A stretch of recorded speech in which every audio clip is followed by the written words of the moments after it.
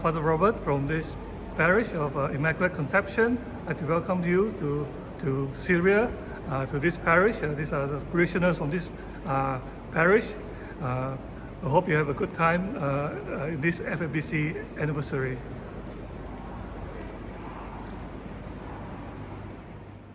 Your Eminence, Your Grace.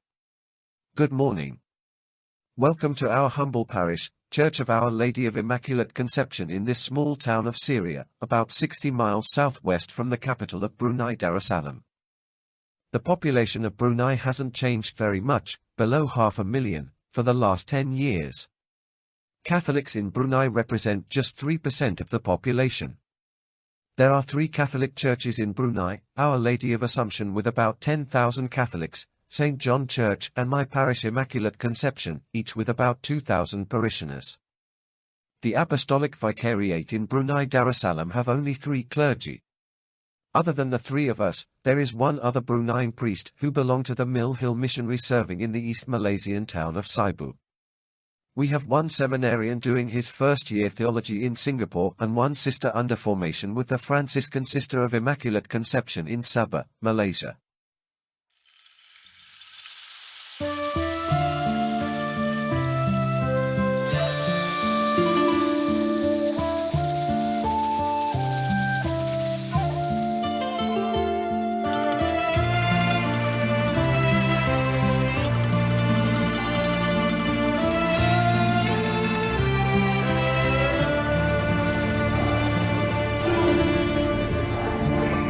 On our shores we see love coming.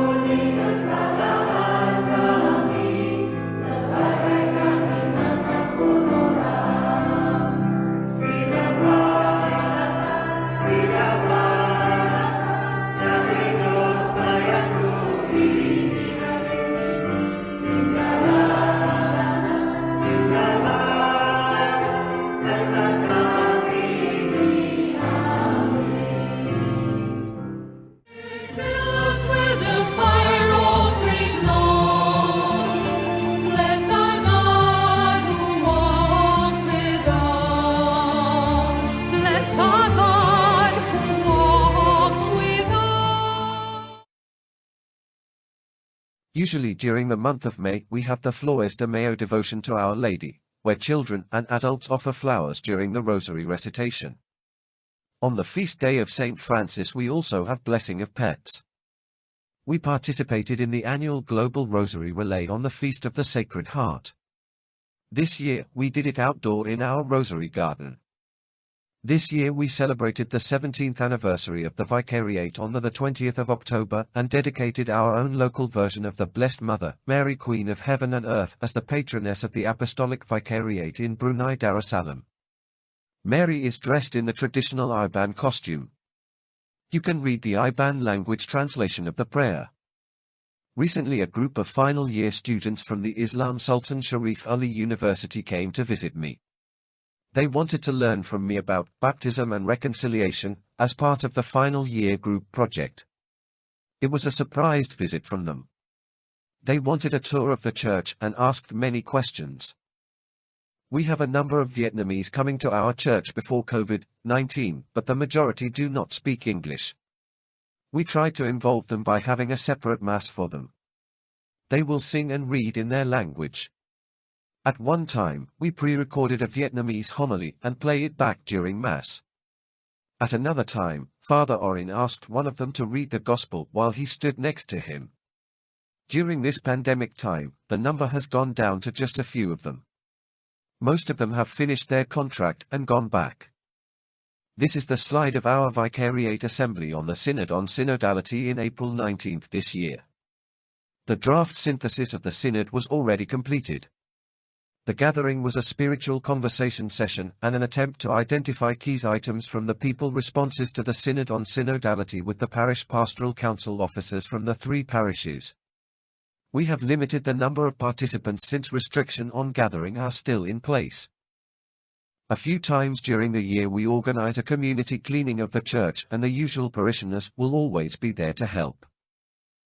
Other activities within the church are migrant Christmas party that we have on Christmas Day for the migrants who do not have a family to celebrate Christmas with.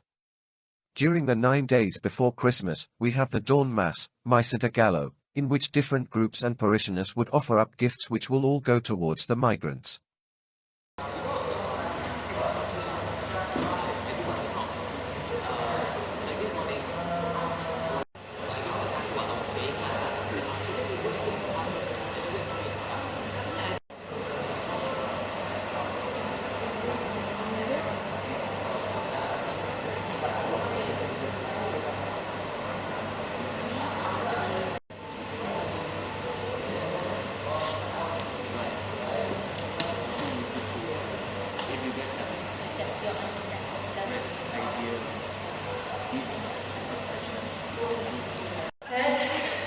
Shoulder, head.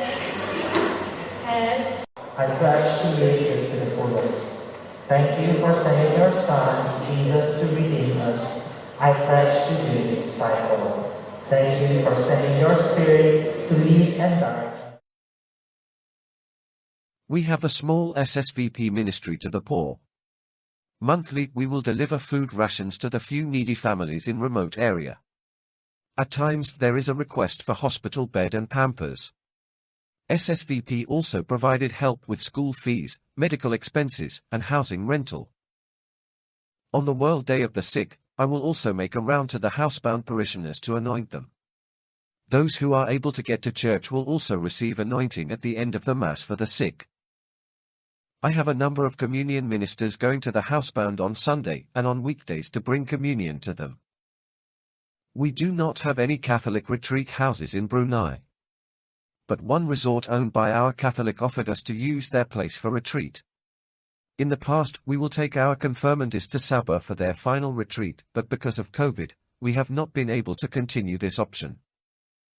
Being a minority, Catholic, 3%, in majority Muslim country and with only 3 priests and without a bishop at present, evangelization will always be challenging.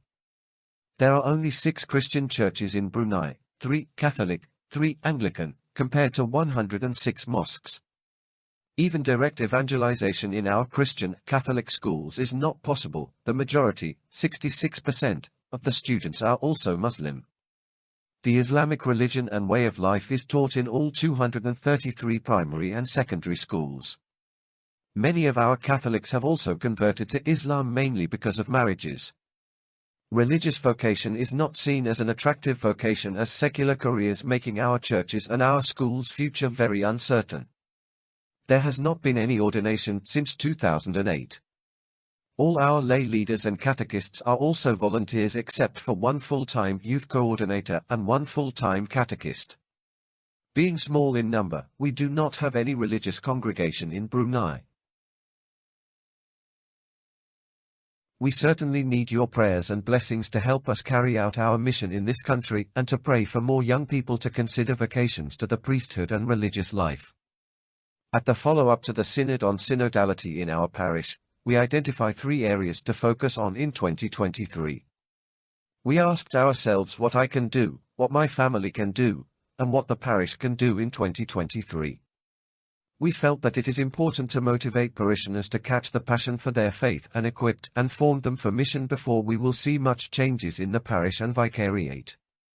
Vocations, for example, are crucial to the survival of the parish and vicariate and depend largely on motivated young men and women.